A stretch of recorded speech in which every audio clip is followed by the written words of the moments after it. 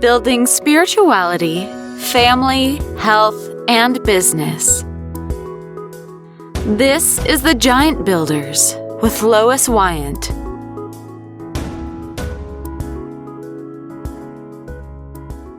Okay, hi Giant Builders. I welcome you back. My next guest is a memory specialist. Her name is Rena Yudkowsky, and I actually met her on Facebook. So it was one of those points where people were sharing what they were doing, and her post really attracted my attention. So please welcome her. Welcome. How are you today? Hi, thank you so much. I'm doing great. Thanks so much for having me. All right. Well, I'm very interested in what you do because you are a memory coach. And so tell me, how did you get into the memory coaching? Yeah, so I'm a geriatric social worker, and how I got into that will help explain how I got into memory coaching. So when I was a teenager and all my friends went to camp, I went to the nursing home to volunteer, and I loved it. I danced and I sang and I did activities with the seniors, and it was like such a passion. It became my passion. So when I had to go to college and I was like, okay, what degree do we go for? Well, I became a geriatric social worker. And then I moved to Israel and I took a course in Hebrew, actually, about memory. It was an 18-hour course in Hebrew, which was a challenge at the time. This was many years ago. All about memory from a cognitive psychologist. And I was just fascinated. I had worked a lot with dementia patients in those nursing homes. And then in my first job as the head of an Alzheimer's unit in an assisted living facility. So I was so fascinated by how memory worked and when it doesn't work and why it doesn't work. And is there anything you can do about it?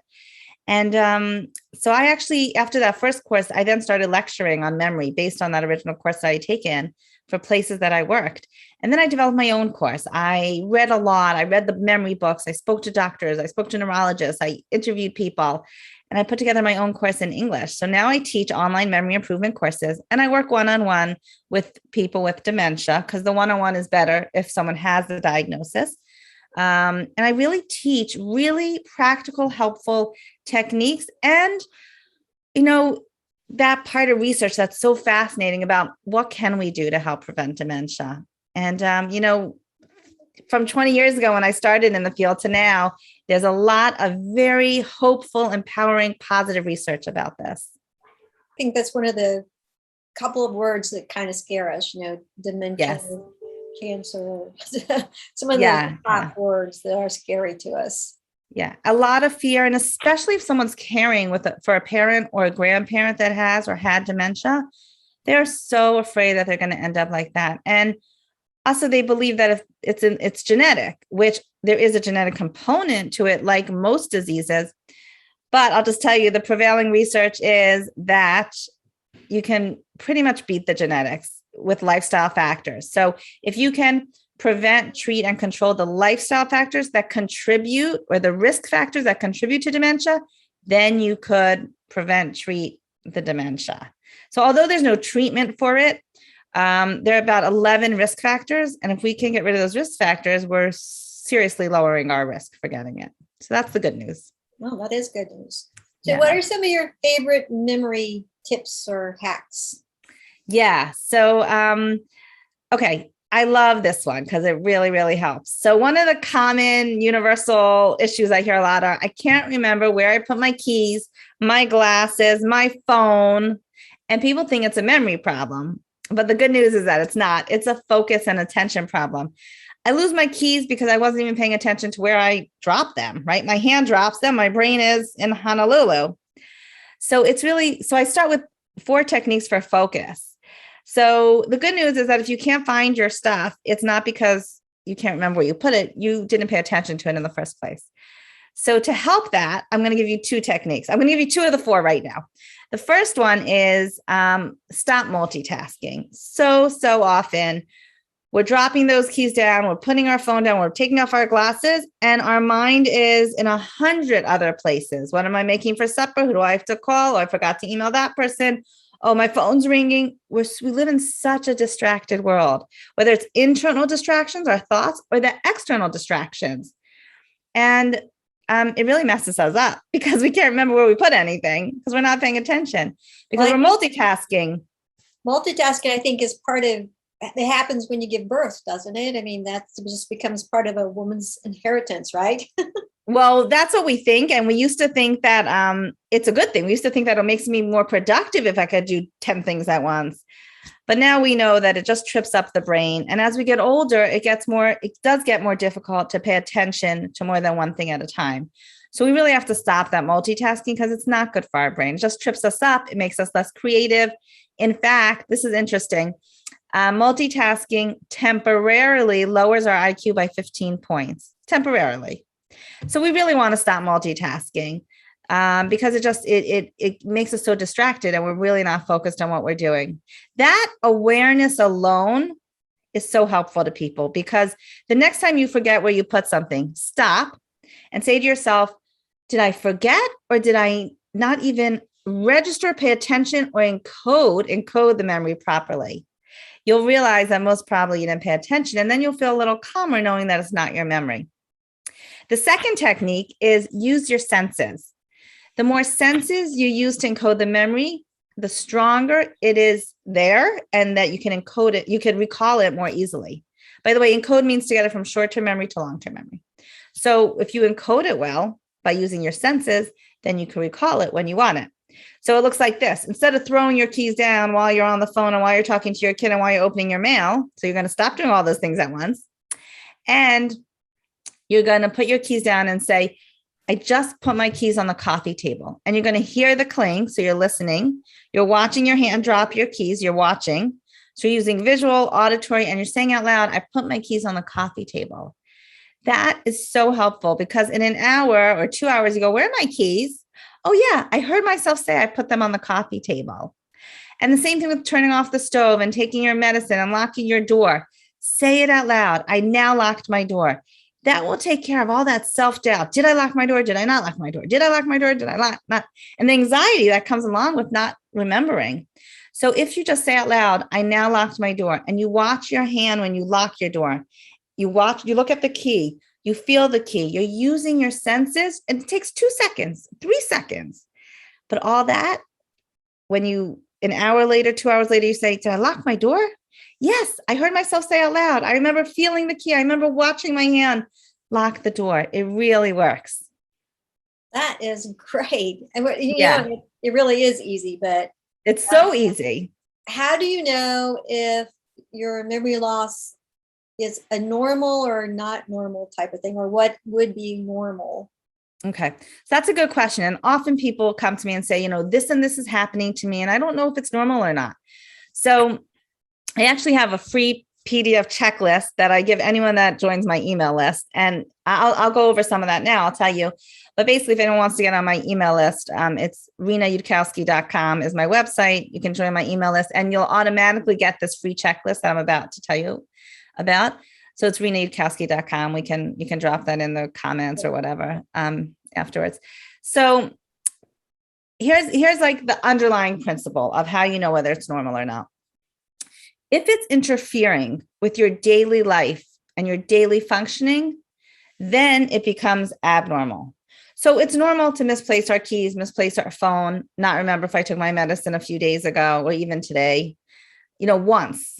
But how pervasive is it? Is this happening 10 times a day? If 10 times a day you can't find your keys or you can't find anything and you don't know and you forgot your appointments, if it's pervasive and it's happening to the point where you're not functioning, that's not normal. So once in a while to forget something, okay. If it's happening many times a day, then it's not normal. Or also, it's normal to forget like part of an experience or event, but not the whole thing. So for example, it's normal to forget, who did I meet at the wedding 3 weeks ago? I can't remember her name. Well, I usually can, but let's say you might not remember her name, but you remember that you went to the wedding. But if you can't even remember the whole event, like you can't even remember that you went to the wedding, that's already not normal. Another example, sometimes we daydream, we're driving, we daydream and we miss the exit. That's normal once in a while. But if you don't know which exit to take or you can't find your way home, that's already not, that's already abnormal. Or if you can't follow instructions, you're not oriented to time and place, those are abnormal symptoms. So it's always good to, if you're worried about yourself or loved ones, to either contact me, I do memory assessments, or go to a local neurologist or memory clinic. It's always good to check it out. Really, we are very into early detection for a lot of diseases. And because sometimes if you catch it early enough, you can make sure you do the things that you wanted to stay really sharp for very long. So people are scared to go get checked out because they don't want to hear what they have. On the other hand, there are a lot of different new things out there, not medicines necessarily, because the medicines don't really work, but there's a lot of new research that really points to the fact that if we really do the right things in lifestyle and choice and habits, we can live longer, sharper lives. So, and a lot of times people go to the neurologist and they really come out with they're okay. So they might have something else going on, an infection, sleep apnea, depression.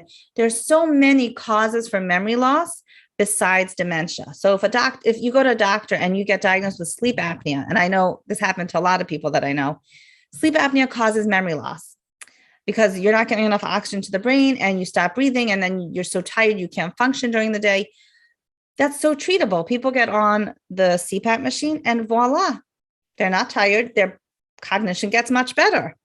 So there are things. Depression is another example. Depression and dementia can overlap. They can look like each other. So you need a good doctor to sift through that, but depression's treatable for the most part. So that's the other reason I tell people to get it checked out, because if there is something more serious going on, you want to know what to do about it. And if it's not so serious, then good, then take a deep breath and relax, So yeah, definitely people could be in touch with me if they're not sure, but my checklist is a great place to start. It's very basic. It's not a test. It's just a quick checklist. And I just mentioned most of the things on it in terms of normal versus abnormal.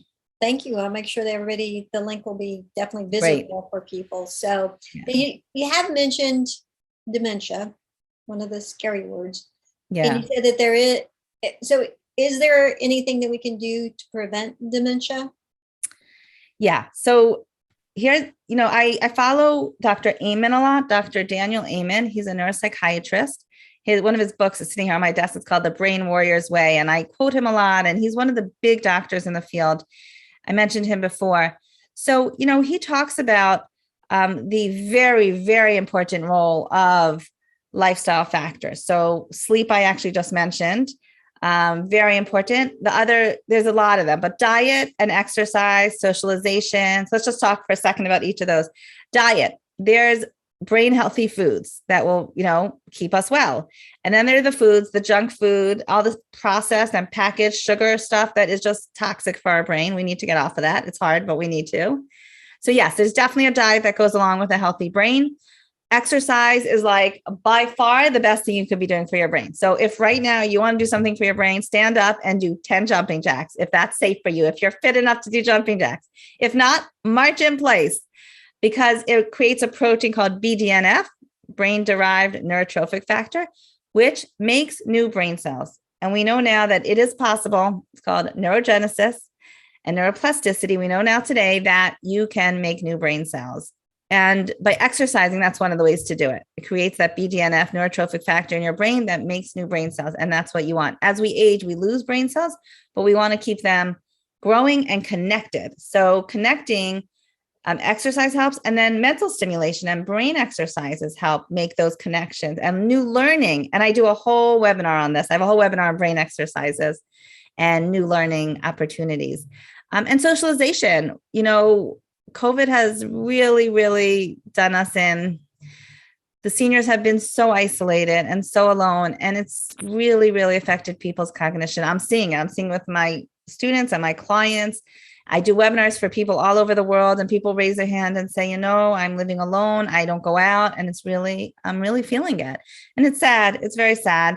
So socialization is super important. People that stay socially active as they age live longer. So that's the research. It's amazing. So I'm saying a lot of things at once. I want to throw it all out there, but diet, exercise, brain exercises, socialization, sleep. Like I said, preventing some of those other risk factors like obesity, carotid artery, stroke, diabetes. If we can try to either get rid of that or lower the risk factors for all those other diseases, then we're also lowering the risk factors for the dementia and Alzheimer's and different dementias.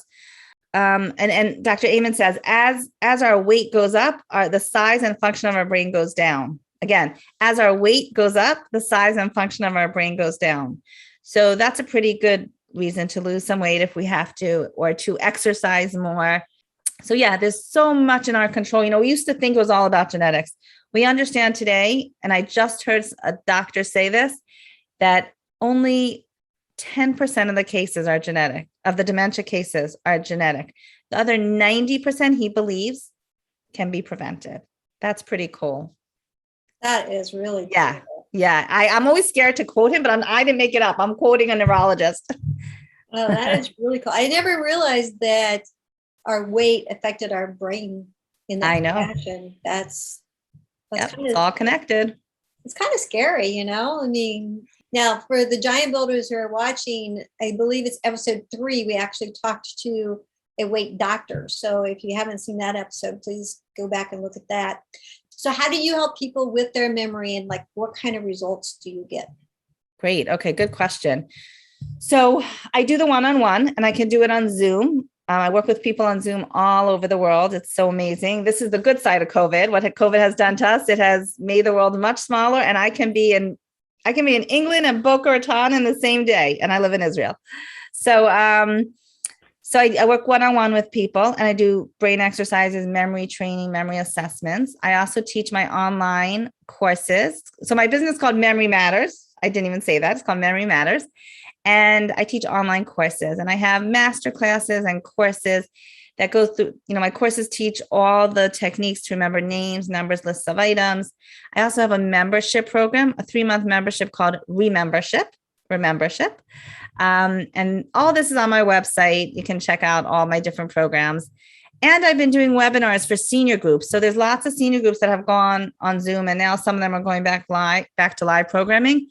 And, this is really relevant, even to younger people, but I happen to love working with seniors. So I say 50 plus, even though people that are 50 do not consider themselves seniors. So I really work with people from 50 to 90. So I've been doing webinars for, organizations and senior groups all over the world. I could do a one-time, and we talk about, I do the 4 techniques for focus is one of the webinars. Another webinar is all about brain exercises. It's called Train Your Brain. Pretty much what I've been up to. I have a Facebook group called Memory Matters, tips and tricks for midlifers and seniors.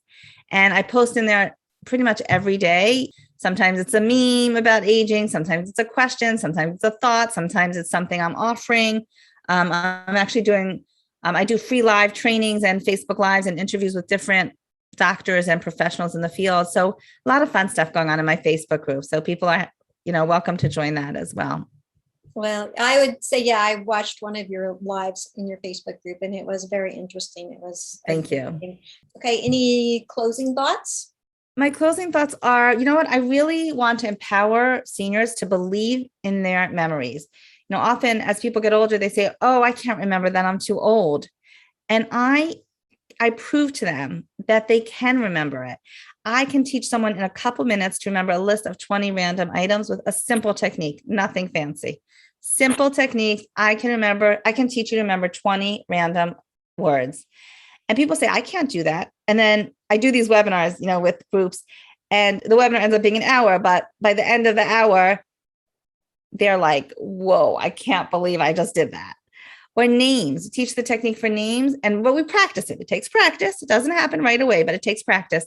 And people are just amazed. They don't believe that they could do it. And that's part of the problem, is they're not confident in their memories. So first here's the best saying: whether you believe you can or you believe you can't, you are right. So if you say to me, I can't remember that, then you're not going to. But when you have tools and techniques, that I can teach you, then you believe that you can do it. So that empowerment, that confidence in believing in yourself is so valuable.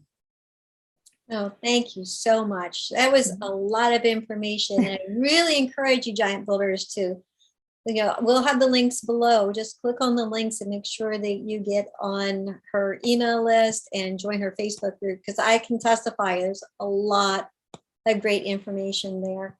And definitely I'm going to get my mom to follow you too. Great. Great. I love that. So, well, thank you very much. We appreciate your time, and we'll see you next time, Giant Builders. Thank you so much.